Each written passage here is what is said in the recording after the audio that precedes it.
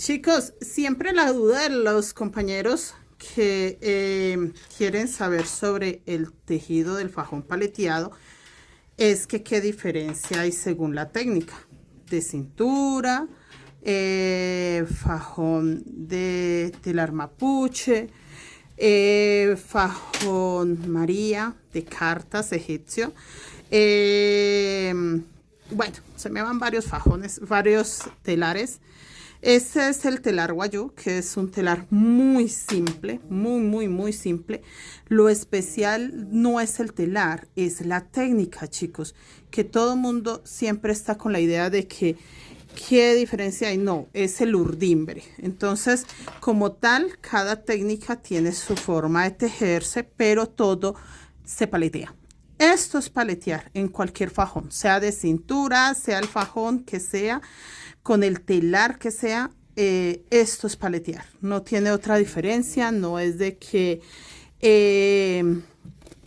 quede diferentes, por ejemplo, los diseños. Esto depende es de la urdimbre y la urdimbre está en el patrón que usted utilice. Nada más. De resto, todo es paletear. La misma secuencia. Abrir, calada de palo. Esta es la calada de palo. Listo.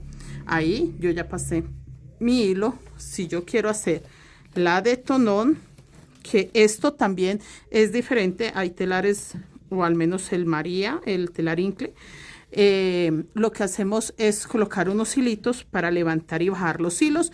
No necesitamos este tonón, pero en muchos fajones, como el fajón de telar mapuche, el fajón guayú y otras técnicas, el de cintura también maneja un tonón, pero estos son como variantes, o sea, no tiene mucho que ver con el resultado.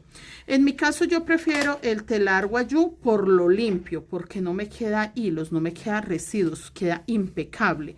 Pero en sí el resultado del dibujo que yo hago acá es por lo que trabajo con un patrón, entonces según ese patrón pues me sale el diseño.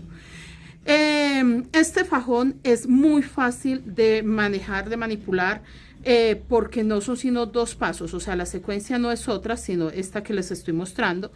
Yo acá voy a terminar el fajón, no le voy a hacer más, y simplemente voy a hacer un pequeño remate para terminar, que esto sí me parece curioso, que en muchos fajones no lo hacen, en muchas partes no hacen este tipo de remate.